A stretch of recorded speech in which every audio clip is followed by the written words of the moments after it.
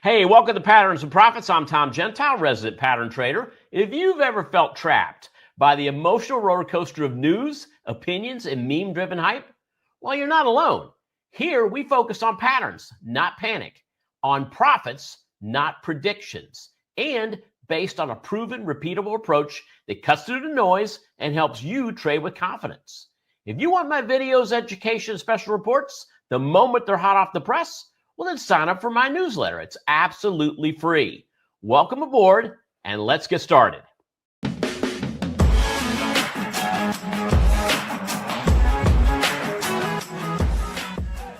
Hey, here we go. Welcome, traders. Welcome to Patterns and Profits Live. It is April 27th, 2026. Glad to have you here. I'm Tom Gentile, America's #1 pattern trader, trying to help you make sense of what's going on with these crazy markets. All right. I do this through repeatable pattern trader.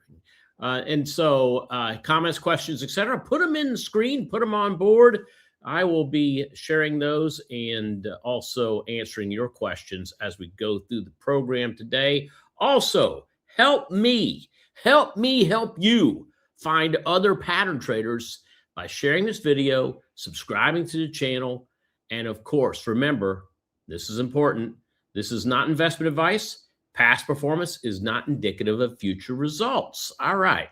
And with that being said, let's go ahead and get started. You know, these are the topics I want to talk about today here on the screen with me. We're going to do an April update. We're going to talk about bullish ETFs. We're going to also do a case study in time decay. Well, I got a lot of studies in it, but I want to talk about a time decay study. All right. It's important you understand time decay, especially if you are an option trader. And so I'm going to get to that in the back half of the program. So what's everybody else talking about right now? What's going on outside of the world of pattern trading? Well, the Iran conflict took a back seat this week to the shooting at the White House at the Correspondents' Dinner. It was over the weekend. Now, there's no real clear evidence the stock market's going up or down and being affected by this incident. But besides the weekend, here's what everybody else is talking about. I have it on the screen for you. So we got escalating tensions in the Middle East. That's one thing that's definitely is on a lot of people's minds. Peace talks have stalled. U.S. military presence in the region. It means that things are still unstable. We got central bank decisions happening. This is a rare situation sitting up right now where we got a lot of central bank meetings scheduled this week, including the Federal Reserve, the ECB, the BOJ, the BOE, the Bank of Canada, many others. There's no rate changes that are expected, but guidance is likely to be critical as policymakers are out there weighing risks. We've got economic data coming out. We've got Q1 GDP that's coming up this week. Even though that's kind of backward looking, given the post-February geopolitical shock, PCE, which is the Fed's preferred gauge, comes out Thursday. It's likely to influence whether or not we're going to see a potential rate cut coming. Big news is that the 5 of the Mag 7 are reporting this week. Expectations are high. Markets are priced for strong growth. So, any disappointment there could definitely trigger a move in volatility. Intel, this is a big one. Intel's hitting fresh new highs after its Q1 earnings. They hit nearly $84 a share last week following the Q1 beat. 29% EPS, $13.5 billion in revenue, which exceeded expectations. Is there a pattern happening here that I don't know about? Is the new pattern, whatever the government buys, we need to jump on board? Is that starting to take force? I think time will tell on that. But that's the news that everybody else is hearing about. Let's talk about the news that you and I are looking at, and that is our seasonals heading into the week. There hasn't been much of a change. All right, when you take a look at the calendar, heading into May, we've got 94% of everything that I'm looking at this week at the beginning of the week is bullish. That drops to 91% by the 1st of May. And so, when you look at these things, and I look at the stocks, but I top line first with ETFs. You all know that. As a pattern trader, what's my mantra? All right. Not a day trader, not a meme trader. I'm a rules-based pattern trader. So, if you're a day trader or you're a meme trader, you're in the wrong room. All right. Because we're not here to talk about emotion. We're not here to talk about fear, greed, what the other guys are doing, what the cattle is doing. In retrospect, I look at what my small space of the world is, which is seasonality. Here's some familiar names to end April out, and that is the ETFs. The big three are on the board. And they've been on the board. That's the thing. They've been on the board for much of April. They continue to be on the board as we go into the last week of April. QQQ at the top, SPY just below that, DIA just below that. What do they have in common? Well, they're we know what each of these do. All right, and if you want some type of a quick understanding for those of you that are new to ETFs, the Qs, right? They're one of the most popular ETFs. They track the NASDAQ 100. Then you've got SPY there, which is one of, if not the most widely traded ETF in the world. Very liquid, very popular, mirrors the performance of the S&P 500. And then down there at the bottom is DIA. That's the Dow Jones Industrial Average ETF. We call them the diamonds, okay? Exchange traded fund that tracks the Dow 30. All right, so now you know that. You might think, well, there's not a lot that is in common with these, but they are. All right, you've got the Qs right now. The commonality between the Qs, the spiders, and diamonds, they're all seasonals.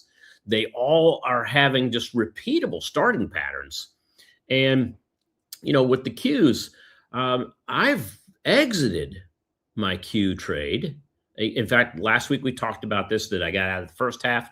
Well, guess what? Friday, ka-ching, got the second half. But I'm going right back in. And I'm going back in with a lower reward, a lower risk, lower reward capped trade like I did last month. And I'm doing that because I see between 56 and 60 days, we see more seasonality, more bullish seasonality. Of the three, the Qs have the highest average percent return. All three of them lost money in 2022. And all three of them have patterns that, on average, just keep getting better and better, right? So as I dive into the three of them, let's just look at the Qs. So here's the last, I'm going to bring this up so everybody can see it. Here's the last 10 years of the Qs.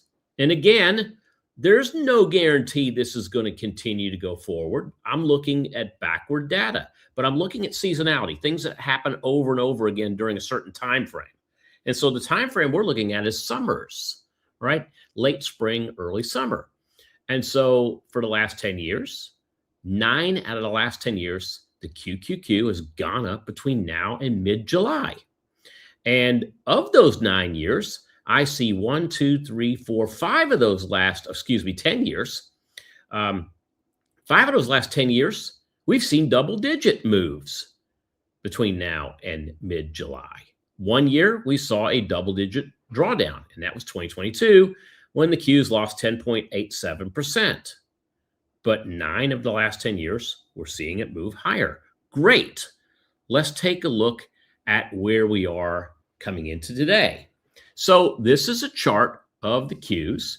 And it's interesting that when you look at 2026, we've hit so far both a pullback low for the year and all-time highs for the year.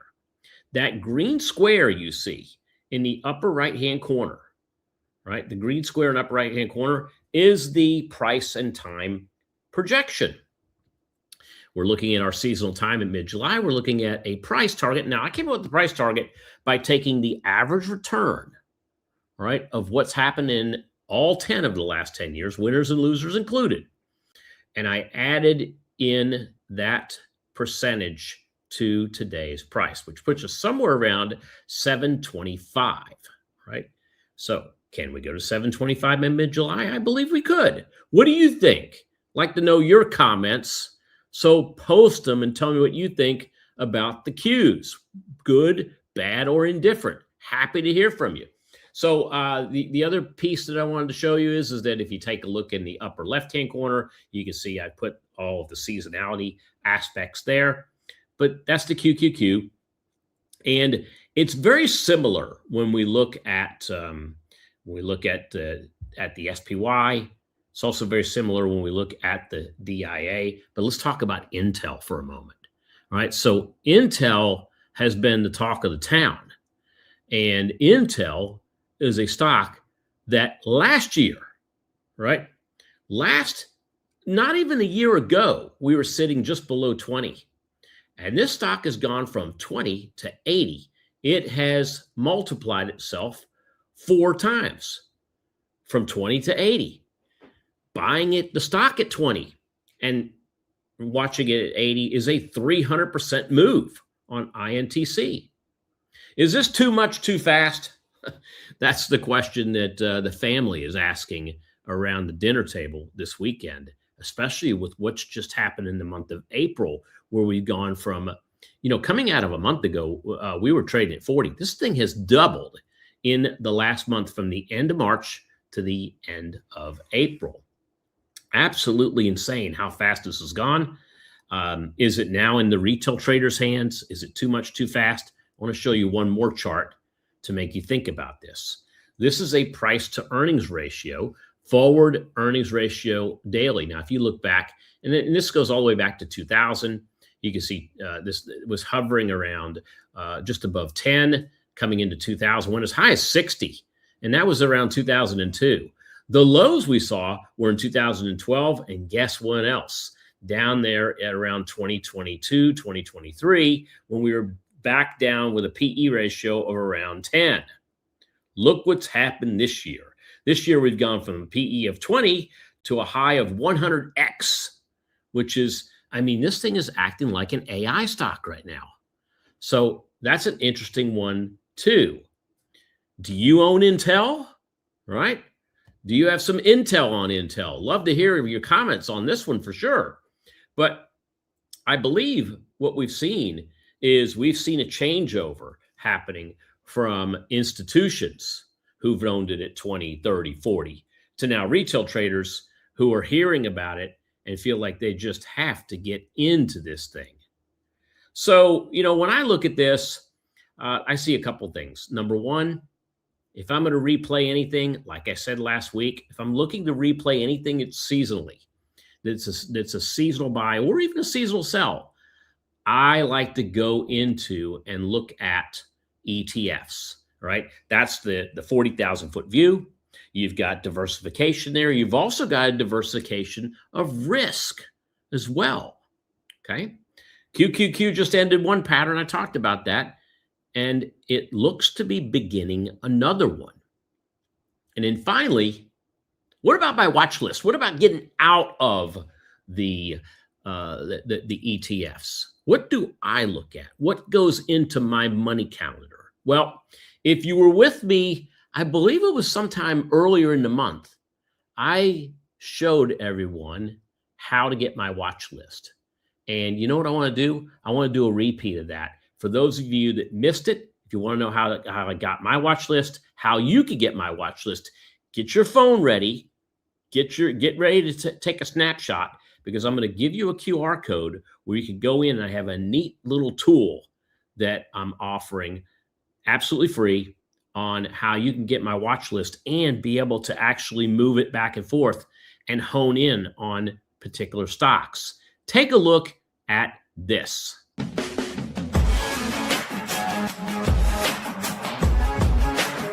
I have a watch list where we took 20,000 stocks and ETFs down to the top 355, which are in the penny pilot class.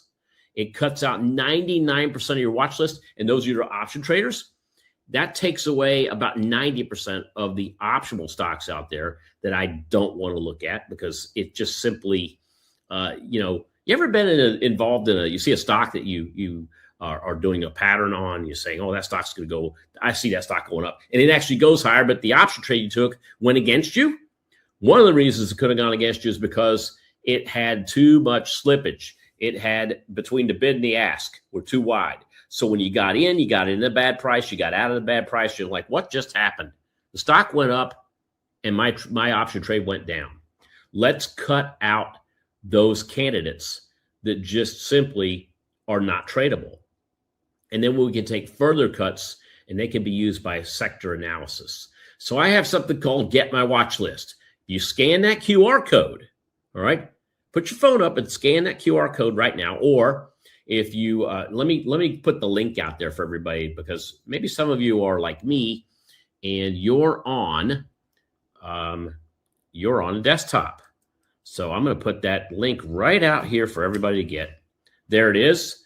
There's a hypertext link out there with my name on it. Click on that link, and that's going to open up right here to a really cool little thing that our team put together today.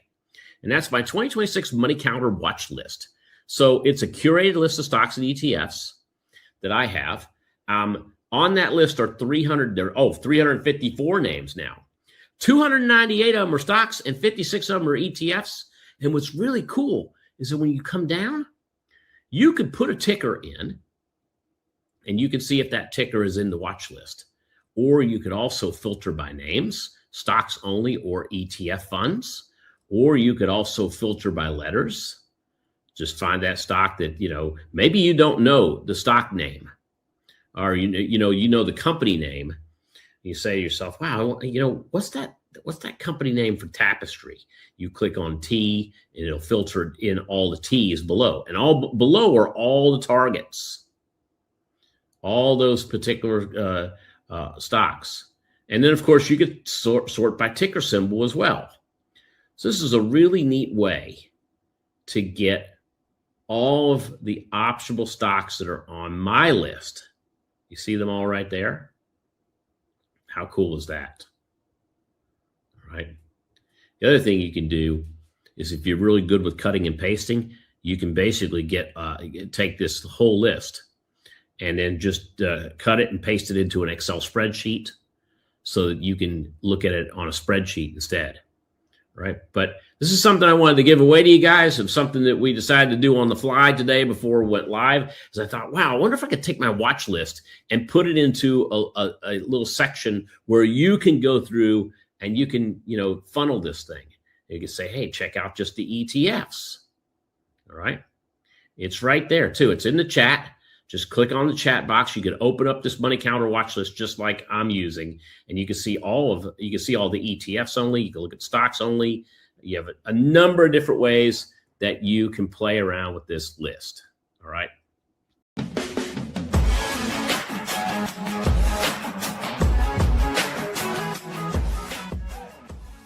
Hey, okay. I hope you guys like that.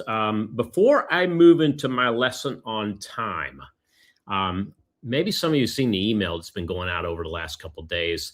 So I got a special presentation that I'm doing, and it is tomorrow. All right. That's going to be at noon tomorrow. I'm going to break down something called the obscure 700-day pattern and the 8X move I'm looking for afterwards. I call this pattern the golden floor.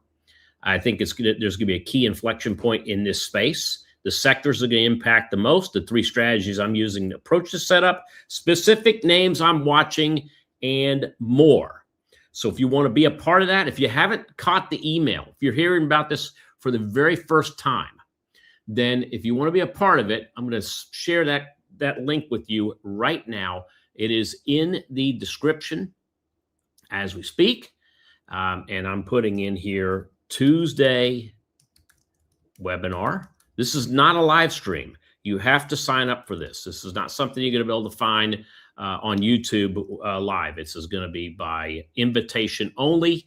And there is your invitation. So I want to make sure that all of you had access to that as we move forward. I call it the 8X move that's coming and how to trade it.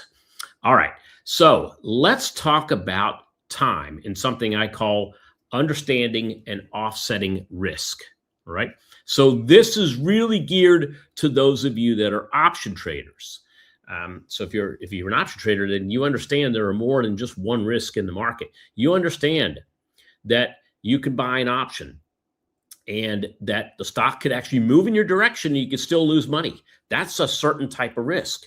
You might also understand if you buy an option and the stock does nothing, you could lose money. That's another type of risk. Some of you have bought options right before earnings, and the stock maybe wiggled a little bit after earnings, but your option price plummeted. That's another type of risk. So I want to talk about understanding these risks, and I want to talk about how we can offset them.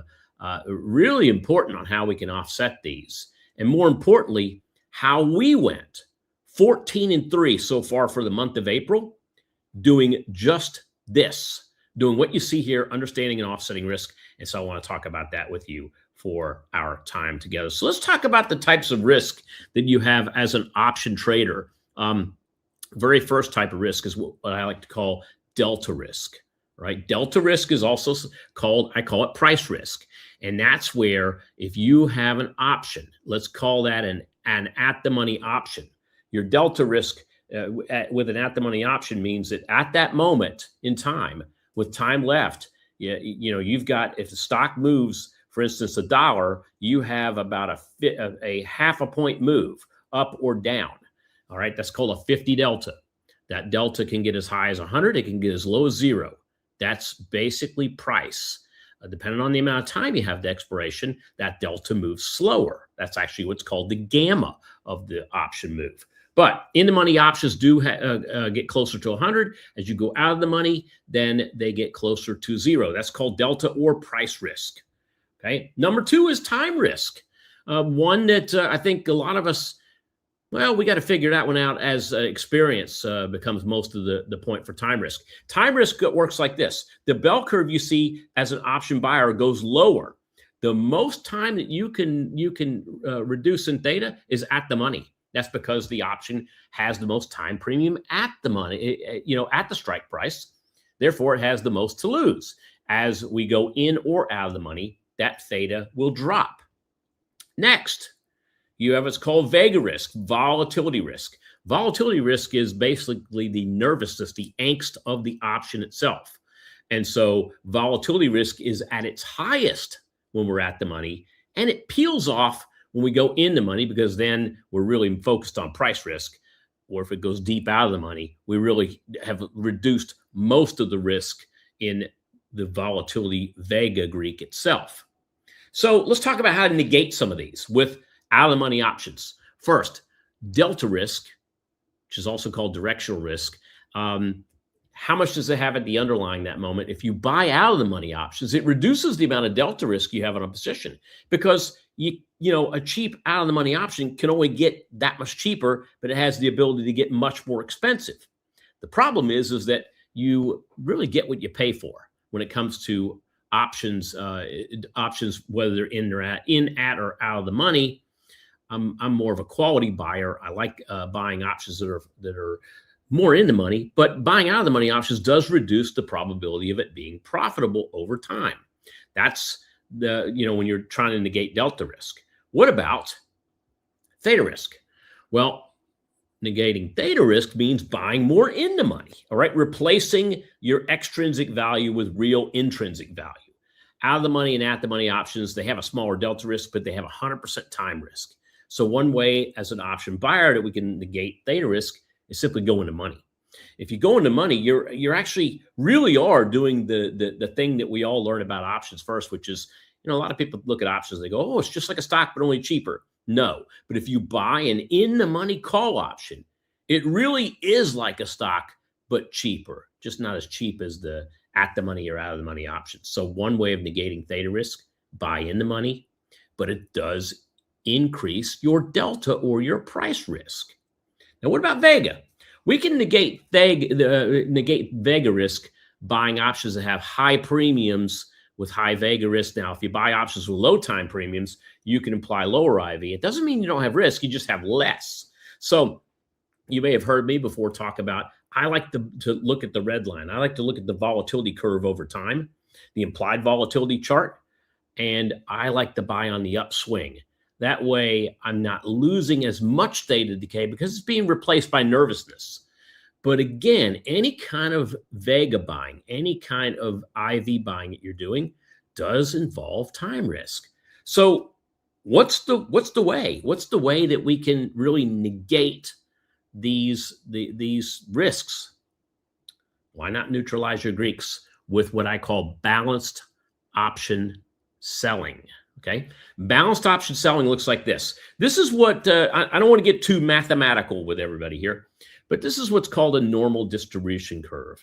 Now, I know there's some mathematicians out there that are going to say, wait, Tom, but the markets have tails. The market has a tail, and it's representative in the at-the-money calls versus the out-of-the-money calls versus the out-of-money puts. Yeah, I agree with you. But for today's focus, I want you to think about this.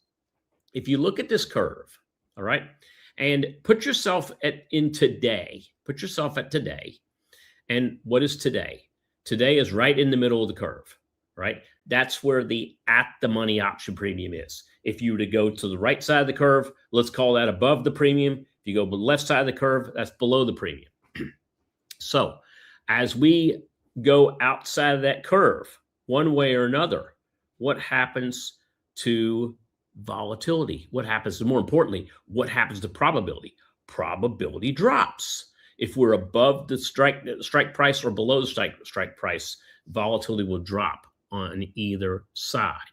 Okay, that's the normal distribution curve. So if we were to take the distribution curve and say to ourselves, if we wanted to be buyers in one area, in the area where we have the highest probability of being right, then we need to be sellers in the area where you have the lowest probability of being right. Let somebody else buy that premium. I want to be a seller of that premium. It looks like this. If we sell options in the blue areas, right, that means out of the money, away from today's stock price, selling out of the money calls as part of a call spread, or selling out of the money puts as either part of a put spread or cash secured puts, we have a higher chance of being right.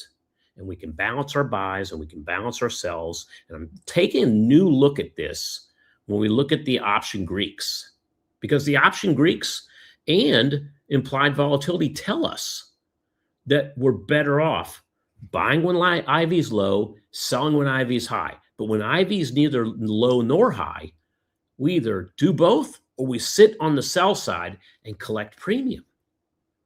Okay. So how does this work? Well, by selling options, what happens is that it depends on what you sell. If you're selling an in-the-money option, see the blue line there? It's almost straight down, right? Because you have so little time when you go in the money with an option. And I'm talking about going deep in the money. You want to go, going deep in the money means you're using something with maybe a 75 delta or higher. You're hedging off most of that time value. So you go into money, and all of a sudden, even 90 days, to 30 days to 0 days to expiration, you don't really have a time curve because most of that option is built up with real value. But if you take that red line that I have on there, and that's your short-term at the money to out of the money options. Notice from 180 days to 90 days, we don't really lose that much. But you get inside that 90 day and that red line starts to roll over. And that's because we see time decay accelerates as we get closer and closer to zero. So I want to be a buyer of the blue line and I want to be a seller of the red line. Can we do both? Yes. And I've shown that several times with spreads. But can we do one on one trade and one on the other when we've got higher implied volatility with one stock and lower implied volatility with another? Yes, you can. That's called balancing out your trades, balancing out your Greeks. So here's an example. This is a couple examples of some trades that I've done and some trades that we've published. So this is Carvana. And Carvana has had an absolutely mind-boggling run. But a month ago, these Carvana 150 puts, the stock's at 400. So why not sell the junk? The 150 puts were trading for around 5. Actually, they were closer to 6. They were trading close to 5 a month ago.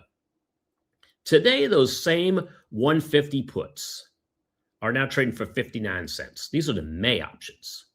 All right. So, come end of, so I'm talking about from the end of March to the end of April, these 150 puts have gone from $5 to 59 cents. They've nearly dropped 90% in value. Okay. But puts are expensive. Well, some are and some aren't. Okay. That goes to show. Take a look at the SOXL, right? This is the SOX, the semiconductor index. This is the leveraged semiconductor index, was trading a month ago at 70. Now, a month ago, SOXL was trading, I think, around, I want to say it was trading in the 30s. And it has gone up 171% in a month. So, yeah, there's a little bit of price that's pushing these lower. But again, we're talking about this is a put spread. Put spread means we're selling the higher strike put, buying the lower strike put. And that was trading for 70 cents a month ago. Now it's only trading for 7 cents. So selling that spread at 70 cents and buying it back at 7 cents was you've taken in 90% of that spread. And it still has 3 more weeks to expiration. Yet, if you take it 70% of it, why not take it off the board and then go out there and do something else? And that's exactly what we've been doing in the balancing act. Not only for the month of April, we've been doing this for years now. But I just want to show you some of the, I showed this last week, the wins we collected last week in Elon and Amazon and Rio and NVIDIA. I showed you guys all this last week. Well, let's show you what we did this was a week ago. Let me show you what we did 2 days ago, 1 day ago, one trading day ago. So Thursday and Friday, we collected more premium. CCJ, right? There's a trade, 85 put that it went from $2.75 to 25 cents. We took 250 in. Oracle, the 100 put, that went from 325 to 5 cents. And that still had 3 weeks to expiration. Why hold on to it? Just get rid of it for those 5 pennies, and it frees up your capital to do something else with. And then Oracle, the second trade up there is a 90-100 put spread. Well, put spreads, you're limiting your risk, you're limiting your reward, but you're also able to get that same high probability. And so there we did the 90-100 put spread. That was trading for $1.30. That was trading for 4. That went down to 4 cents on Friday. All right, how about a firm? Same thing. A put from $1.62 to 15 cents and a put spread from 75 cents to 10 cents.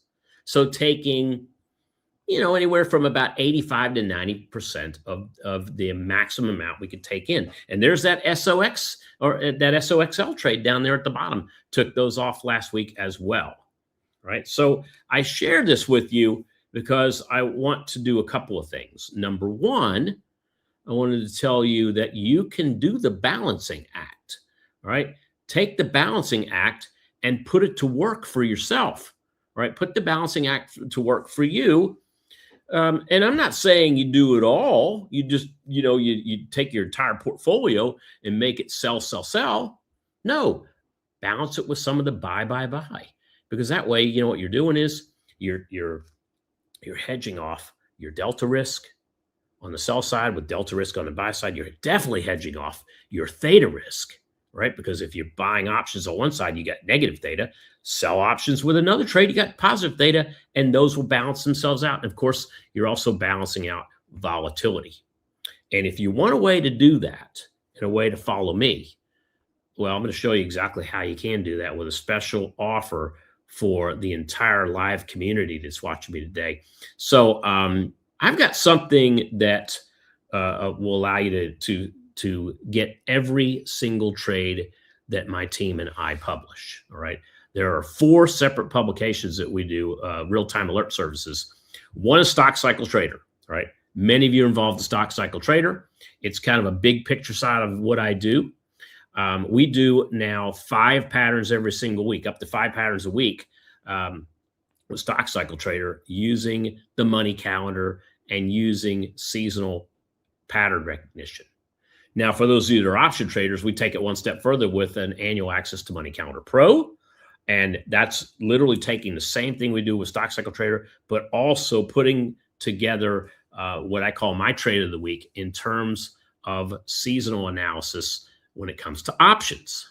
Okay.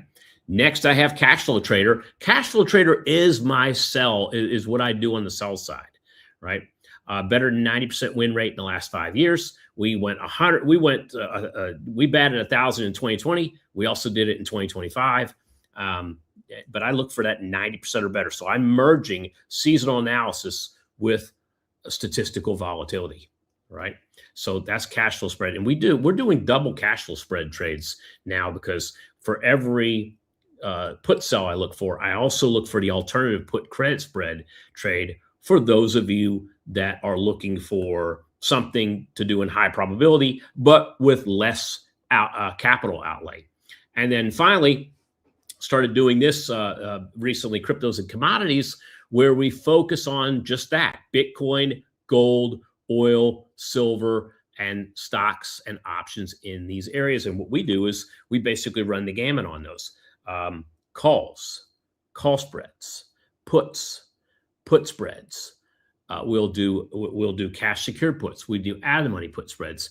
We do everything in here, and this really is a balanced setup. But if you want everything to really balance out your trades, well, I got a way you can do that. I have all of these put together: Stock Cycle Trader, I've got Cash Flow Trader, Crypto Trader. I've got $7,000 worth of publications here, all for you at a special price of $1,195 a year. I call it the Pinnacle Program. And if you want the Pinnacle Program, here it is. At that special discount, I have a QR code here on the screen. All you have to do is snapshot that QR code, and you can join me with our Pinnacle Program for a super huge discount. I'm also going to put that on the screen for everyone too, and that is our Pinnacle Program.